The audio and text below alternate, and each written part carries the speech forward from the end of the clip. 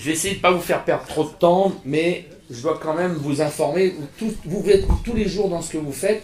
Il y a des gens, des syndicalistes qui se sont bagarrés pour les statuts, les décrets des universitaires. Ça, c'est l'équipe du syndicat. Il y en a plusieurs dans la salle. Il y a Nadia, il y a Arnaud et il y a Laurent. Je les remercie beaucoup de m'accompagner, plus tous les autres. Vous savez que notre syndicat est composé d'un collège hospitalier, d'un collège de PUPH et d'un collège des libéraux. Il y a des élections cette année. Je vous invite à vous y engager ou en tout cas à voter et adhérer au syndicat. On travaille toute l'année pour vous et on travaille bénévolement. Et je les remercie de tout ce qu'ils font à mes côtés. Et ce sera en tout cas, moi, mon dernier engagement. Je ne peux pas attaquer le syndicat sans parler de Gérard Maudru, qui le connaît dans la salle. Voilà, je pense qu'on peut rendre hommage à Gérard. Gérard a été un très grand urologue. Gérard, il a commencé à l'ISNI. À l'époque, il a combattu le plan Durafour, porté par un monsieur Papon, qui était ministre du Budget, Maurice Papon. Comme quoi l'histoire en 80 n'était pas terminée. Il a organisé la grève des chefs de clinique en 83. Il a créé le mouvement Action Santé. Il s'est occupé de votre caisse de retraite. Puisque Gérard Maudru a monté le mouvement SOS Retraite, ils ont mis de côté 7 milliards d'euros pour que les retraites des libéraux puissent tenir. Gérard a monté le syndicat des urologues aujourd'hui, le syndicat unifié des chirurgiens français d'abord, avec Alain Hertig et François Richard et Didier Lambert. Donc on peut le remercier de son travail. Il avait dit à l'époque, je dépose mon bistouri écœuré par la situation et démotivé. Quand une société ou une profession vit sans espoir, elle est condamnée à mourir. C'est le cas de la chirurgie à l'époque, où il disait qu'on souffrait beaucoup trop. Donc Gérard est décédé cette année, et je voulais qu'on lui rende hommage un peu, parce que Gérard Maudru est un urologue qui était installé en libéral à Grenoble, et qui s'est engagé bénévolement pendant toute sa carrière, et les anciens le connaissent. Je voulais au moins qu'on se rappelle son nom. Peut-être que dans 50 ans, on fera pareil avec le mien. Alors, la nouvelle convention. La convention médicale, pour ceux qui ont dit libéral ou ceux qui sont PH, secteur libéral statutaire, c'est tout ce qui définit vos cotations et vos tarifs des actes. Tous les urologues ne le savent pas. Depuis la convention qu'on a signée le 4 juin 2024, il y a donc un an, vous ne pouvez plus coter CS si vous êtes en secteur 2 et que vous voyez un malade. C'est devenu C. Alors il y a plein de collègues qui me disent, comment ça se fait, je fais CS, on me refuse toutes mes feuilles de soins. CS, c'est réservé pour les médecins qui ont signé l'OPTAM ou pour les médecins qui sont secteur 1. Donc tous les urologues secteur 2, vous faites C, plus votre dépassement d'honoraires. Ok? Ne vous trompez pas. 2. Si vous voyez un malade en consultation, en tiers payant pour un cancer de prostate que vous suivez avec un tiers payant, à ce moment-là, même si vous êtes en secteur 2, vous pouvez faire CS plus MCS, 31,50 €. J'aime à rappeler qu'en 1992, la consultation des urologues, par décret, c'est 140 francs, soit c'était 21,50 € en 92. On est passé à 23 €. On peut dire qu'entre 1992 et 2025, la nation française nous a correctement remerciés. On voit que les médecins généralistes étaient à 11 € à l'époque. Les généralistes sont aujourd'hui à 30 €, là où nous on est à 31,50 €.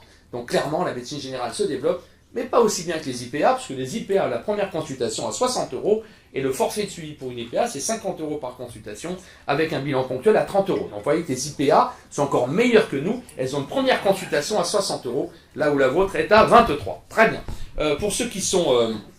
alors, le cas, vous savez que ceux qui ont signé l'OPTAM, ACO maintenant, ont le cas à 25%, il devait être à 30%, et la Sécu n'a pas rempli son engagement conventionnel, il est resté à 25%, c'est pour ça qu'on a invité ceux qui sont à l'OPTAM de sortir de l'OPTAM ACO, parce que nous craignons que l'OPTAM vous enferme avec la loi Garot, on en parlera tout à l'heure. Je vous rappelle que ceux qui sont en secteur 2 peuvent prendre le cas pour tous les patients AME, tous les patients C2S. Je vous rappelle que les C2S reprennent les CMUC et les ACS. Ils sont aujourd'hui 7 500 000 personnes à bénéficier du tiers payant. Et puis, en urgence, quand vous opérez un malade en urgence, vous prenez le J et le K.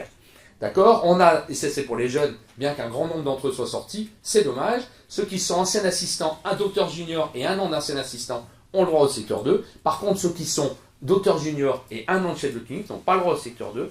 Élu récemment au Conseil de l'Ordre national, je suis en train d'essayer de faire bouger la règle, mais pour l'instant, il y a une certaine iniquité. APC, APU, il y a plein de contrôles sur l'APC, et on peut dire que 80% des urologues ne le font pas correctement. Il y a des urologues qui m'appellent, ils me disent c'est nos secrétaires qui cotent. J'ai un gros groupe de gynécos, ils me disent mais c'est les secrétaires qui cotent, et aujourd'hui on leur récupère 780 000 € d'APC. Donc la Sécu peut remonter 3 ans en arrière, et elle est arrivée, la caisse de Vienne a demandé à un urologue de lui sortir tous les courriers du médecin traitant ou tous les mails du médecin traitant qui ont demandé un avis. S'il n'y a pas de courrier du médecin traitant adresseur, il n'y a pas d'APC, il n'y a pas d'APU. Ne l'oubliez pas. Et ensuite, puisque vous êtes chirurgien, on fait un APC avec le courrier du médecin, on envoie un courrier au médecin, on peut faire un acte CCM, et on peut revoir le malade en consultation avec un C, ou un CS plus NPC, si on ne prend pas de dépassement d'honoraires, à condition, et après on peut l'opérer. Mais ne prenez pas des APC sans courrier, sans mail. C'est interdit, il y a un contrôle actuellement au niveau des gynécologues, qui arrivera ensuite chez les uros, parce qu'ils vont récupérer des millions d'euros sur les 3 ans qu'on a passés. Donc surtout, tracez ce que vous faites. On s'est battu, je me suis battu pour que l'APU augmente. L'APU était restée pendant longtemps sans bouger, 60 € l'APC, 74 € l'APU. On a eu une discussion pendant la convention, je vais essayer de faire vite mais j'ai tellement de choses à dire, avec les médecins généralistes. Nous on a dit urologue, quand un rhumato, quand un infectieux nous envoie un malade, on peut faire un APC. Ah non, les médecins généralistes ont dit non, c'est nous les médecins traitants. Donc les médecins généralistes, syndicat MG France, a interdit qu'on puisse coter un APC par un courrier d'un médecin spécialiste. Il faut que ce soit le courrier du médecin traitant. MG France nous a niqué. Et pour ceux qui n'ont pas de médecin traitant, parce qu'il y en a beaucoup. Alors normalement, tu ne fais pas d'APC. Et tu n'as pas le droit de faire d'APC pour les AME, qui n'ont pas de médecin traitant. Pas de médecin traitant, pas d'APC. Donc on est niqué, hein. Mais voilà, donc si vous êtes en secteur 2, faites des déplacements. Voilà. Vous savez que si vous êtes secteur 1 ou Optam, vous pouvez prendre la MCU, qui est une majoration de coordination d'urgence à demande d'un médecin généraliste. Si le médecin vous a contacté en moins de 4 jours, vous prenez 15 €. Et si vous êtes en secteur 1 et Optam, si la personne a plus de 80 ans, vous prenez 5 € de majoration. Bon, les IPA, je vous l'ai dit, j'avance. Alors on pose la question, qu'est-ce que c'est que l'Optam? Qu'est-ce que c'est que l'Optam ACO? Est-ce que je reste à l'Optam? Est-ce que je sors? Normalement, on a obtenu dans cette convention qu'on revoie les périodes de référence de l'Optam, 2022-2023 et pas 2012-2013. On a créé des nouvelles modifications pour les anesthésistes pour qu'ils puissent rentrer à l'Optam ACO pour anesthésistes. On est censé revaloriser de 10 points le K et le T. Le T, c'est pour les médecins de secteur 2 qui ont choisi l'Optam et pas l'Optam ACO. Donc je ne suis pas sûr qu'il y en ait beaucoup dans la salle. Et en fait, on leur rembourse en fin d'année 6% à 7% de chiffre d'affaires et de charges sociales. Et en gros, on est Optam ACO. Et l'engagement de ces 10 points pour le cas n'est pas respecté, puisqu'il y a la Commission nationale de contrôle des comptes de la Sécu qui a annulé toutes les majorations tarifaires. Donc une nouvelle fois, la Sécu nous signe un accord qu'elle ne respecte pas. C'est pour ça que l'UCDF et le syndicat des urologues vous a dit, ceux d'entre vous qui ont 2 critères, c'est-à-dire qui ont des dépassements d'horaires à 15 ou 20%, sortez d'Optam parce que la loi Garot, qui a été discutée au Sénat, et la loi Mouillet, qui va être rediscutée, propose qu'on bloque tous les médecins à l'Optam et qu'ils ne pourront plus sortir. Donc dans le doute, on vous a invité à sortir. Alors il y a des ajustements régionaux parce que le taux moyen de dépassement en Ile-de-France il est plus élevé qu'ailleurs, et pour ceux qui sont en Ile-de-France, ils se font niquer parce qu'on baisse leur taux de façon absolue en disant qu'en Bretagne ils en prennent moins, donc on majore la Bretagne, on baisse Paris. On voit que c'est un outil de régulation qui pose un certain nombre de problèmes, d'où le fait de sortir. Sur la CCM, on nous a promis plus de 500 millions d'euros, en fait c'est annulé. On nous a promis une revalorisation du point de travail qui va avoir lieu en juillet, elle a été annulée. On a proposé, c'est une demande du syndicat des urologues, que comme pendant l'endométriose, quand on fait 3 gestes, on puisse avoir 100%, 75%, 50%. Aujourd'hui, dans l'endométriose, c'est accepté, c'est toujours pas accepté en chirurgie carcinologique. Seuls les ORL font de la carcino-ORL en droit à 3 actes, et seuls les orthopédistes en urgence, surtout les orthopédistes de la main. On a demandé, il y a des modificateurs qui devraient sortir pour la chirurgie pédiatrique. Pour l'instant, ils ne sont pas sortis. L'obésité morbide. Quand on opère un malade que un IMC est supérieur à 40%, on devrait pouvoir avoir une lettre de majoration parce que la chirurgie n'est pas la même. Voilà. La période post-opératoire, vous savez, c'est la période qui est conçue. Quand vous avez un malade qui reste 15 jours, c'était compris dans l'acte opératoire. Donc aujourd'hui, si un malade reste plus de 10 jours, à partir du 11e jour, vous comptez un honoraire de surveillance qui est une consultation, une C, à 23 €, alors qu'avant c'était les 15 jours post-opératoires qui étaient prévus. On nous a prévu 240 millions, mais qui n'arriveront pas. Voilà. Donc notre demande à nous du syndicat, au niveau de la caisse nationale, c'est la chirurgie à 4 mains ou à 6 mains. Vous savez, dans les périnées complexes, il y a le digestif qui vient de faire la rectopexie, le gynéco qui fait parfois les stérectomies et l'urologue qui fait la promonto. Jusqu'à aujourd'hui, on ne peut pas coter. Donc on est avec le syndicat des urologues et plusieurs équipes d'urologues, on est actuellement au niveau du tribunal administratif, on se bagarre sur ce sujet. On a refusé de rembourser les indus sur les chirurgies à 4 mains ou à 6 mains parce qu'elles ont vraiment été réalisées et la caisse nationale, pour l'instant, est en procès contre nous. Voilà. Juste un détail pour vous dire à quel point les jeunes, même s'ils sont partis, vous devez être vigilants. La convention de 2011, coucou, tu leur diras, la convention de 2011, avant 2011, nous les urologues, on pouvait déclarer les maladies ALD 100%. Et donc, comme on avait fait la déclaration à 100% d'un malade qui avait un cancer de prostate, on touchait 40 ou 50 euros de déclaration de forfait. Et chaque année, on avait... Les médecins généralistes ont dit non, c'est nous qui devons faire la demande à 100%. Donc aujourd'hui, chaque médecin généraliste qui a fait une demande de 100%, il touche un forfait tous les ans pour un malade. Ils sont passés à 100 euros par patient. Donc tous vos cancers de prostate, ils ramènent 100 euros au médecin traitant. Pas à vous, mais au médecin traitant. Qui les suit pas. Qui les suit pas. Il s'en fout, il nous le renvoie. Donc, juste pour vous dire que les petites modifications d'une convention peuvent avoir un impact économique. Nous, ça nous prend probablement 40 ou 50 000 euros de chiffre d'affaires en moins chaque année. D'où je vous invite à vous investir dans les syndicats, puisqu'il faut aller négocier aux négociations conventionnelles. Et si vous n'y êtes pas, demain, la néphrectomie peut tomber à 200 euros. Tout le monde s'en fout. Voilà, donc on a eu des miettes. On va attendre 2026 pour voir si on peut négocier plus. Clairement, la médecine générale en France est largement aidés, et nous on est en train de couler. Ils mettent en place des politiques de paiement à la capitation, c'est-à-dire qu'on donne à un médecin généraliste 300 000 euros pour sa patientèle, et avec ça ils gèrent l'accès aux soins des urologues et du reste. Ça m'inquiète énormément. Et puis ils ont modifié la convention, ce qui fait qu'aujourd'hui un médecin généraliste qui se déconventionne, il ne peut plus se reconventionner avant 2 ans. Et puis quand on est déconventionné, les collègues m'appellent et disent moi je sors de la convention, sur une consultation le malade est remboursé 1,50 €, et sur vos actes il est remboursé que 16%. Par contre, les plasticiens sont parfois hors convention, leurs consultations ne sont pas remboursées, leurs actes sont remboursés que 16%, mais par contre, tous les séjours hospitaliers, les prescriptions des médicaments sont remboursés. J'aimerais revenir très vite, en 4 diapos sur la CCM. Je vous rappelle comment se construit la CM autour des lettres. On fait J, A, F, A, etc. J, c'est le Rhin, etc. J'ai déjà fait ça, mais surtout, pour vous rappeler que vous continuez à utiliser Edocodage, qui est un programme de merde, qui vous fait faire beaucoup de bêtises. Vous n'avez pas le droit d'utiliser ce truc qui ne fait que remonter statistiquement ce que vous faites. Donc aujourd'hui, on n'est pas bon. Et en particulier, je vous invite à cliquer sur la lettre I en début de chapitre, appareil 8, vous cliquez, et vous verrez à ce moment-là que quand on clique dans l'urétéroscopie, que la pose de la sonde double J après urétéroscopie est prévue dans le tarif CCM.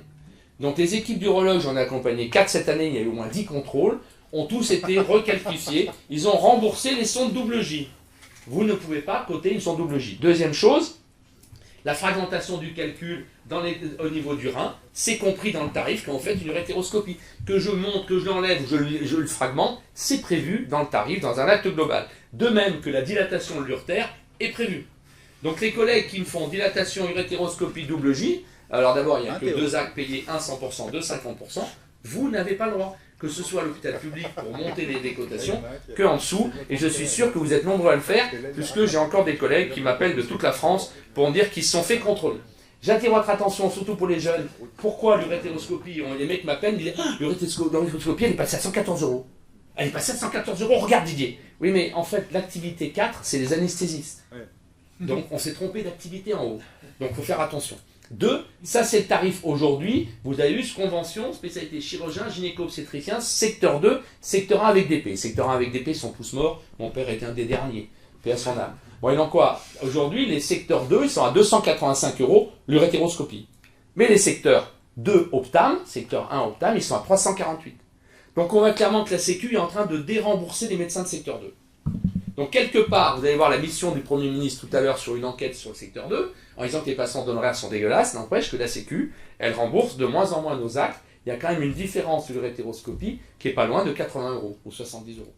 Et c'est vrai pour la prostatectomie radicale et reste. Donc quant à ça, vous rajoutez le cas à 30%, à 25%, vous voyez que les collègues qui exercent dans des endroits difficiles, et ben au lieu de prendre 285 plus 100 € de DP pour l'urétéroscopie, il ferait mieux d'être à l'Optam, prend 348 plus le cas à 20%, ils sont déjà presque à 400 €, plus un dépassement à 50 €, ils sont largement au-delà. Donc il y a une vraie opportunité, selon les territoires que vous exercez, de rester à l'Optam ou de le prendre, quelles que soient les indications syndicales nationales. Je remercie Cyril et Arnaud. On va aborder un sujet qui est les PADU, et je vais expliquer sur les PADU. Certains d'entre vous ont vu la position du syndicat, de la FU et du CNPU sur les PADU. On m'a traité de raciste, on m'a dit que j'étais un salaud, je suis anti-collègue étranger. C'est pas du tout la position du syndicat. La position du syndicat, c'est de dire, on a des collègues qui sont diplômés hors Union européenne, et on veut juste s'assurer au niveau de la Commission nationale d'autorisation d'exercice qu'ils aient un parcours qui leur permette d'exercer en France avec le même niveau que ce qui est demandé aux diplômés français. Donc je ne suis pas du tout opposé. Jusqu'à présent, c'était le cas. C'est-à-dire que la Commission nationale d'autorisation d'exercice leur prescrivait un parcours de consolidation et on pouvait les accompagner pour mettre en sorte que on vous demande à vous de faire 5 ans d'internat, 2 ans de post-internat, et ben on s'assurait qu'ils aient bien fait 5 ans d'internat et 2 ans de post-internat. C'était tout. Et puis la loi a évolué. Donc là, c'est la commission. Vous voyez qu'il y a Cyril, il y a Arnaud, il y a Bertrand Pogu qui va prendre sa retraite, qu'on remerciera cette année à l'affût parce qu'il a fait beaucoup pour Eurorisk, Denis Prunet, et puis Stéphane Barthes aussi qui est là-bas, et Laurent Guy et Didier Leger qui sont à la commission d'appel. Il y a donc une commission nationale qui étudie les collègues à diplôme extra-Union européenne. La loi Valtou qui est passée, ils ont décidé avec le gouvernement de recruter massivement entre 35 000 et 40 000 diplômes extra-Union européenne. Donc nous, en tant que syndicalistes, on a été très en colère. D'abord parce qu'en première année de médecine, ils sont 70 000 inscrits, on en prend 8 000, on en rejette 50 000 qui vont malheureusement pas faire médecine ou aller en Roumanie ou aller ailleurs pour se trouver. Donc, qu'est-ce que dit Valtou? La loi Valtou, elle dit qu'on ne peut plus prescrire de parcours de consolidation. La CNAE existe toujours, mais on ne peut pas leur prescrire, on peut leur conseiller. Mais l'ARS fera ce qu'elle veut. Et puis surtout, on crée un contractuel temporaire, un praticien adjoint contractuel temporaire. C'est-à-dire qu'il n'a même pas passé les examens validants, et on le nomme quand même avec l'ARS dans un service pendant 13 mois. S'il ne réussit pas les examens ou qu'il ne le passe pas, on peut le renommer pendant 13 mois. Donc voilà un collègue qu'on met comme praticien hospitalier temporaire dans un service pendant 26 mois avant éventuellement de lui dire qu'il doit quitter le pays. Donc nous, on trouve que ce démarche-là n'est pas bonne. Et ensuite, surtout, il y a des commissions qui ont été mises en place dans un département d'outre-mer, qui est la commission territoriale d'autorisation d'exercice, la CTAE, et dans les départements d'outre-mer, c'est l'ARS qui décide si un collègue peut exercer l'urologie ou non. L'ARS, donc elle les nomme, et au bout de 5 ans, ils sont en plein exercice, et ils reviennent sur le territoire national, alors même que les urologues, la commission nationale, n'a jamais contrôlé leur diplôme et leur formation. Donc les revendications qui sont les nôtres, du syndicat des urologues qu'on a envoyé via la FSM à tous les autres syndicats, c'est que chaque spécialité doit définir le nombre d'internes par territoire dont on a besoin pour la profession, et éventuellement le nombre de diplômés étrangers qui pourraient venir, et de ne pas laisser le ministère recruter 40 000 médecins à diplôme extra-Union européenne. Chaque spécialité doit organiser son épreuve de vérification des connaissances de sa spécialité. Chaque commission nationale doit garder à la liberté d'imposer des parcours de consolidation. On demande de remettre cette autorisation-là. Nous demandons à ce que les ARS ne puissent pas nommer sans notre accord des médecins. Et puis enfin, on demande de supprimer donc l'ARS en département d'outre-mer. Les départements d'outre-mer ne sont pas des sous-départements où l'ARS peut nommer des médecins sans l'accord de la commission nationale. Et si tout ça est fait, on acceptera de réintégrer la commission nationale. Alors ça a fait beaucoup de bruit. On a fait donc un courrier au ministère. Ce courrier a été signé par Yann Neusier pour l'Association française d'urologie, Xavier Gamier pour le CNPU et moi-même pour le syndicat. On a eu une réponse de Madame Vautrin qui nous a dit « je vous renvoie à Neuder » et Neuder qui nous a répondu, qui dit « je vous renvoie à notre ami Olivier Palondi, doyen de la faculté de médecine de Grenoble, pour régler le problème. Palombi et Neuder, j'ai échangé avec Neuder cette semaine, vont probablement sauter, donc je ne sais pas où l'on va, et ça fait du bruit. » Le Conseil national de l'ordre des médecins, par la porte-parole Elisabeth Gormand, qui s'occupe de toute cette validation, m'a écrit, puis m'a vu en séance, puisque je suis allé à l'ordre national, m'a dit « Didier, vous faites un peu chier, parce que si vous quittez la CNAE, comment on va faire ?» J'ai dit « Mais en fait, on continue à donner l'illusion, puisque les CNAE n'ont pas le pouvoir de demander à des collègues diplômés étrangers de faire un parcours de consolidation. » Et en plus, et j'ai vu récemment plusieurs CV de collègues formés en Tunisie ou formés en Algérie, ou le dernier que j'ai vu en Asie, avec des CV brillantissimes, et on est en train de leur piquer leur élite, sans même se poser la question de savoir comment eux, ils vont organiser des soins. Et en Algérie, en Tunisie, au Maroc, il y a des articles au brûlot dans la presse pour dire qu'on est en train de leur voler leur élite médicale, et que la France se comporte fort mal. Voilà. Pour les bandelettes, il y a 2 arrêts. Je vais essayer de parler encore 7 minutes. On peut remercier Xavier Gamet. Je sais que les arrêts qui sont sortis ne vous satisfont pas. Mais il faut dire que les arrêts, puisque la France maintenant évolue, on négocie pas avec les urologues sur les bandelettes. On a négocié avec les associations de femmes qui, par intermédiaire d'émissions télévisuelles ou ailleurs, ont dit les bandelettes, ça suffit. Mais si on fait aux bandelettes, si on fait à tout le reste de la chirurgie française ce qu'on a fait aux bandelettes, vous ne pouvez plus opérer. Hein. Donc les bandelettes, il y a un tel poids psychologique. On a regardé le jour avec Xavier, on en retire moins de 50 par an, on en pose 25 000, je crois, ou 250 000 par an, donne-moi les chiffres, c'est 250 000, je crois. On en pose énormément, on n'en retire rien du tout.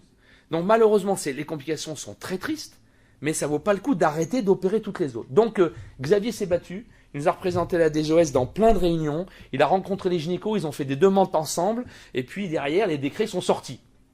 Pour faire de la chirurgie de l'incontinence, il faut une RCP, une équipe pluridisciplinaire, il faut informer les patientes, merci de nous rappeler ce que nous faisons déjà, il faut un délai de réflexion de 15 jours. Jusqu'à présent, il n'y avait que les plasticiens qui avaient ce délai obligatoire de 15 jours. Aujourd'hui, en urologie, vous avez cette obligation-là. Et nous, on a géré un dossier de mise en cause médico-légale d'un collègue qui a vu une patiente qui avait été opérée d'une choléscystite. Le digestif lui dit, tu sais, elle se pisse dessus, tu mettrais une bandelette, c'est cool. Donc il va l'avoir dans sa chambre le lundi matin, et le mardi matin, il lui met la bandelette. Et un mois après, la bandelette a migré, et il se retrouve au tribunal, et il est condamné à 100%, puisque la dame, elle n'a pas donné son consentement. Il dit, mais si, j'ai vu dans la chambre, j'ai tout expliqué. Ouais, le lendemain d'avoir pris du diprivant dans le nez, c'est pas facile de dire qu'on a le consentement éclairé. Bon, et donc quoi, maintenant, c'est 15 jours, on ne peut pas faire autrement. Qu'est-ce qu'on dit? Il n'y a que les urologues et les gynécos qui peuvent poser. Alors, la discussion, Xavier Gamet a obtenu, les gynécologues avaient obtenu qu'il n'y ait que les gynécologues qui puissent en poser. Donc Xavier a réussi à obtenir que les urologues ont le droit d'en poser. Alors que je vous rappelle que, Xavier, alors que je vous rappelle que les complications des bandelettes ont été liées à la création et une invention d'une bandelette gynéco, qui a entraîné énormément de catastrophes. Pas les bandelettes TVT et TOT. Quoi? Clermontois, c'est vrai. Bon, il faut... Alors là, on s'est battu. Ils ont demandé à ce qu'on ait fait... Ils ont demandé à ce que les internes et les chefs, ils aient fait au moins 50 interventions avant d'avoir le droit d'en faire. On s'est battu, on a obtenu 15. Mais c'était 50. Et puis derrière, il faut que chaque année, ceux d'entre vous qui posent des bandelettes, mais personne ne contrôlera, mais quand même, vous devez faire une formation tous les 3 ans, à l'affût, un congrès, un truc pour justifier que vous devez continuer à vous former. Tout ça, ce sera facile grâce au travail extraordinaire de l'affût et de tout ce qu'on met en place pour vous accompagner. Vous devez tracer ce que vous faites et vous avez des consultations post-opératoires obligatoires à 2 mois et à 1 an. C'est celle de 1 an qui n'était pas souvent faite. Là, vous devez la faire pour ceux d'entre vous qui posent des bandelettes. L'établissement, et là, en point de vue de syndicaliste, je me suis agacé, l'établissement crée un registre. Pour la consultation de 1 an, imaginons que tu dises à la patiente, on se revoit dans 1 an, tu la reconvoques pas, elle oublie le rendez-vous. Tu as dit, je vous revois dans 1 an, elle ne vient pas. D'accord. C'est son problème.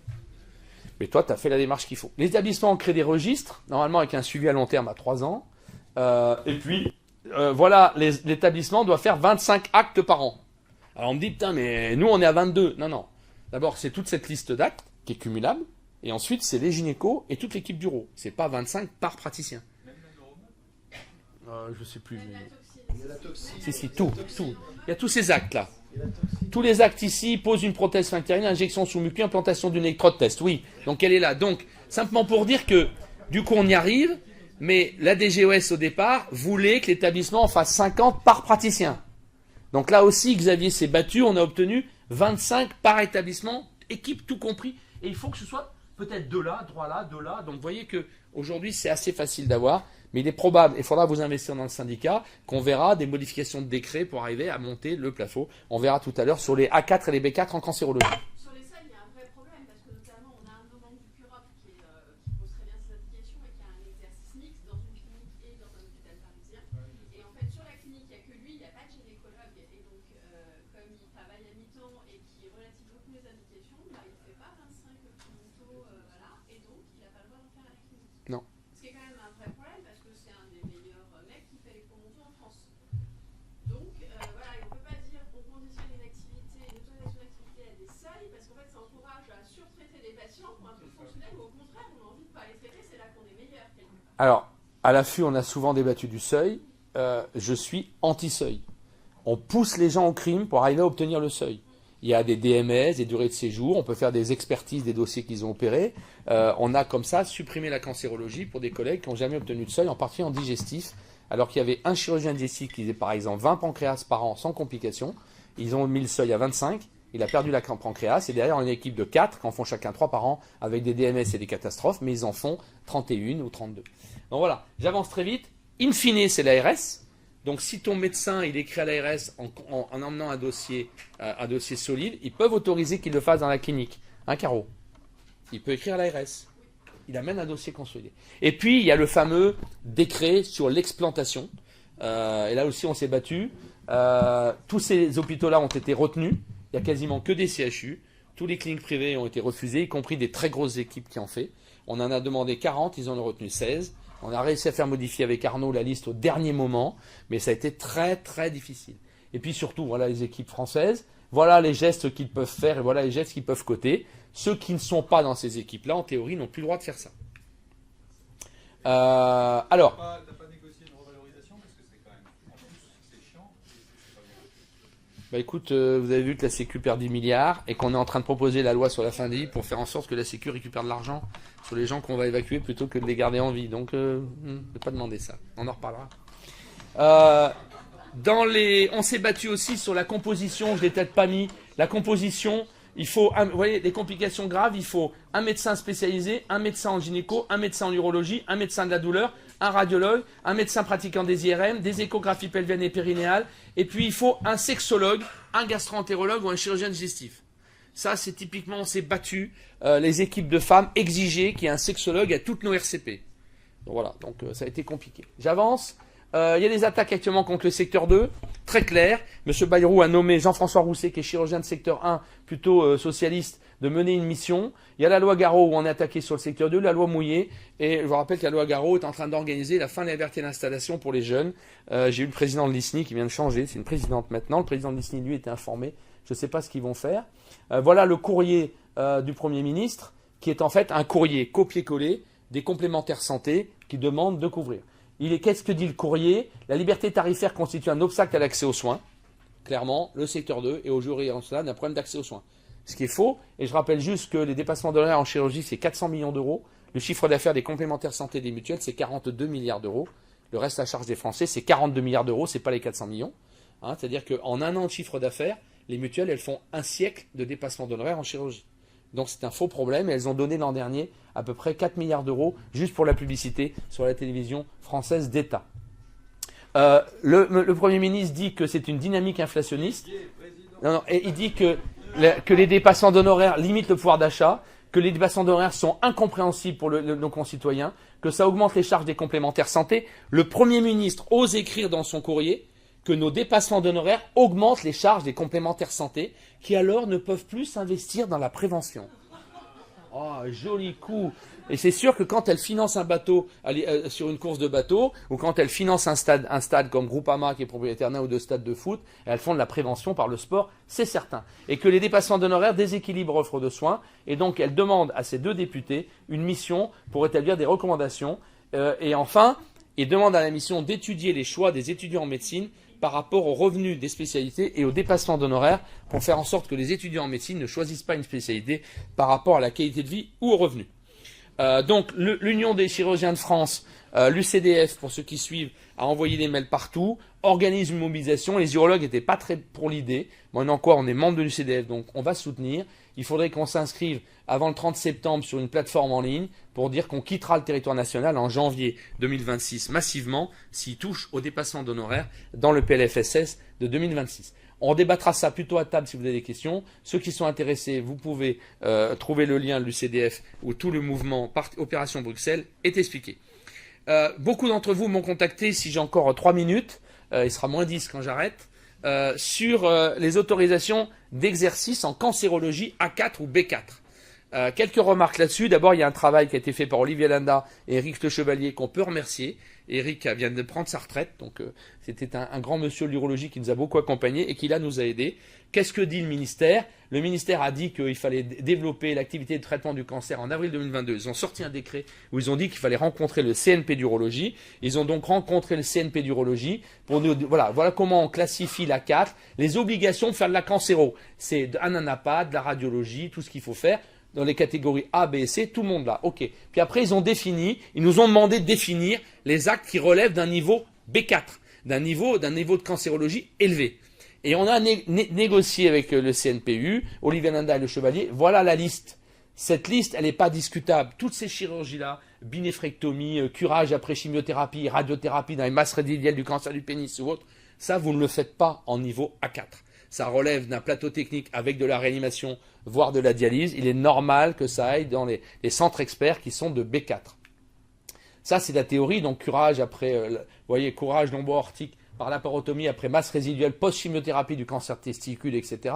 Néphrectomie totale allergie à la loge rénale avec surrénectomie et thrombectomie par cavotomie, laparotomie ou à bord, lombo-abdominal pour les grosses thrombus caves, que ça aille à Centre Expert, c'est logique. Voilà ce que nous avons construit pour vous protéger, pour garder tous à peu près le niveau A4. Alors bien sûr, il y a des critères. En urologie, pour la mention A4 ou B4, il faut faire 30 actes par an, y compris les résections de vessie. Donc on s'est battu, il voulait 50 actes, c'est 30.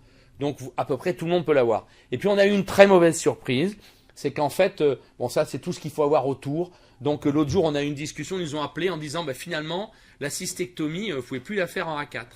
Et pourquoi? Parce qu'il faut un chirurgien digestif, un chirurgien vasculaire. Donc les A4 c'est fini. La cystectomie ça part en CHU et en centre expert B4. Donc nous on a tapé du poing sur la table avec Olivier qui était à cette réunion qui nous a représenté en disant hors de question. Si demain on bascule toutes les cystectomies en centre expert, les centres experts sont noyés. Il faut qu'on continue à plus faire les néphrectomies et les cystectomies simples, mais on a été très intelligents. Et puis j'ai des infos de toute la France où malheureusement les ARS, elles ont dit sur le territoire on a 4 A4, on en ferme 2 d'autorité. Donc il y a des collègues qui avaient les critères et l'ARS a dit non, on ne prendra que 2 A4, pas les autres. Ce qui est dramatique pour des collègues à qui on vient de fermer l'autorisation de cancéro alors qu'ils remplissent tous les critères que nous avions négociés avec l'ARS. Sur les IBOD, je vais faire très très vite, on est toujours en combat avec les IBOD, on a refusé les modifications. Juste pour info, il y a 17 850 infirmières qui nous aident tous les jours qui ne sont pas IBOD, il n'y a que 9 000 IBOD, les capacités de formation des écoles c'est 700 par an, et cette année les écoles n'en ont inscrit que 480. Donc on ne réglera pas le problème des IBOD et donc on se bagarre là-dessus. Ceux qui ont des questions, je répondrai. Je vais avancer sur les IBOD parce qu'ils ont mis une formation et les syndicats UNAIBOD disent pas de problème pour mettre en place une équivalence des diplômes à condition qu'elle fasse 2 ans de stage. Donc ça veut dire qu'on doit envoyer plus de 15 000 infirmières faire 2 ans de stage, voire 49 heures de formation. C'est encore en discussion. Et puis j'ai tapé du poing sur la table au niveau du ministère, en disant si demain, et ce serait légitime, on les augmente de 500 € net par mois puisqu'elles ont un diplôme de plus, il faut qu'on trouve plus de 300 millions d'euros par an pour pouvoir payer les infirmières IBOD dans un système de sécu qui cette année aura un déficit de 15 milliards. La chirurgie pédiatrique, j'y reviens pas, on s'est fait défoncer par les chirurgiens pédiatres, mais ceux qui se sont défoncés, c'est les enfants qui aujourd'hui n'ont plus accès aux soins puisqu'on a quasiment fermé toutes les cliniques en France qui ne peuvent plus opérer les enfants et on se bagarre là-dessus. Je ne reviens pas en détail sur les recommandations de l'ASFAR. On a fait un courrier au ministère, plusieurs ministres, tous ensemble, Alexandre Delataille, Didier Leger, Lebray à l'époque, pour la chirurgie pédiatrique. Aucun ministre ne nous a répondu sur la chirurgie pédiatrique. Radioprotection, le syndicat organise avec l'AFU une journée et c'est demain. On peut remercier Paul Méria qui porte ce projet depuis longtemps et qui s'est investi avec beaucoup de gentillesse, bénévolement, pour mettre ça en place, pour nous former. Et on a rédigé cette année, et le syndicat a payé les droits d'auteur. Vous envoyez des fiches par le syndicat pour vous aider dans vos obligations professionnelles par rapport à l'usage de la scopie au bloc opératoire pour chaque intervention. Je passe rapidement. Le syndicat a un site internet. Je vous invite à vous y inscrire et à adhérer au syndicat. On donne derrière plein d'articles, d'informations sur les codes CCM, sur les devis, sur ce qu'il faut faire, sur ce qu'on peut faire. Je rappelle que toute l'équipe travaille avec moi bénévolement pour vous aider, vous représenter, vous accompagner. Voilà toutes les newsletters qu'on a fait depuis bientôt 2 ans. On essaie de vous informer, de vous accompagner, de vous protéger. Il y a des élections en 2025, il y a des élections à l'affût. J'invite, je crois que les candidats, c'est terminé, n'est-ce pas Yann, adhérez à l'affût. Nous ne sommes rien les urologues sans l'affût. Adhérez à l'affût, votez aux élections, donc vous devez être adhérent pour pouvoir voter. Votez pour les candidats que vous connaissez. Et puis surtout, vous allez pouvoir voter par correspondance cette année, à la différence des années précédentes. Donc adhérez à l'affût. Sans l'Association française d'urologie, rien de tout ce que nous ferons ici peut fonctionner. Et je vous rappelle que tous les administrateurs du CA sont eux aussi bénévoles pour nous accompagner. Dernière information, donc il y a les élections au syndicat. Nous, on peut être candidat au syndicat sur les collèges que vous avez vus. On pose des candidatures jusqu'au 30 septembre. Adhérez, faites adhérer les copains, c'est très important. J'ai beaucoup travaillé avec Pascal Riesman sur le Focal One. Avec Pascal, on a obtenu au niveau de la CHAP et au niveau de la Caisse nationale le remboursement du Focal One. C'est un énorme travail de Pascal. Moi, j'ai donné un coup de pouce au niveau syndical, au niveau de la CHAP. Le tarif, ce sera le prix d'une prostatectomie radicale. La difficulté qu'on a aujourd'hui... Quoi c'est un peu en dessous. Ouais, voilà, mais on s'est battu, on a obtenu 763, c'est un peu en dessous d'une radicale, mais je pense que c'est plutôt pas mal. Surtout, on a obtenu le remboursement. La difficulté qu'on a aujourd'hui, c'est qu'on n'a pas de GHS. Donc Yannick Noder m'a envoyé un message il y a 3 jours en me disant je viens de faire un courrier à la Caisse nationale pour qu'on continue de rembourser sur ce qui était fait avant. Alors j'ai failli réécrire en disant mais c'est pas si simple parce qu'il n'y a pas de GHS déterminé, qu'avant c'était une enveloppe spéciale. Bon, il m'a dit avec son directeur de cabinet qu'ils appuyaient de toutes leurs forces pour que les équipes qui font du Focal One puissent continuer. Donc normalement ça continue, si vous avez des difficultés, tu me tiens au courant. Voilà, mais ça va venir. En tout cas, c'est dans les tuyaux, c'est validé. Quoi pour? Voilà, donc nous on a poussé avec Pascal à la chape. La réunion clé c'était la chape, et la chape a accepté qu'on le rembourse. Visushir, c'est une base de données qui se met en place, qui va contrôler nos activités. Il y a beaucoup de réunions sur Visushir. On se bagarre sur Visushir. Utilisez-le, ça vous donne vos activités, ça vous compare avec les autres. C'est imparfait, mais malheureusement c'est en route. Voilà, je voulais vous le donner, puisque Arnaud en a parlé. Il y a des numéros. Arnaud, sous les médecins en difficulté, voilà tout ce qui existe aujourd'hui hors national. Tu as parlé de SPS et tu as parlé de MO, qui sont des associations où vous pouvez joindre un psychologue 24 heures sur 24 si vous avez des collègues qui sont en difficulté. Vous pouvez appeler Arnaud, Nadia, Laurent, et puis moi je suis joignable tout le temps si vous avez besoin d'aide, de conseils. Je vous remercie beaucoup de votre attention. Il est 55, je suis désolé.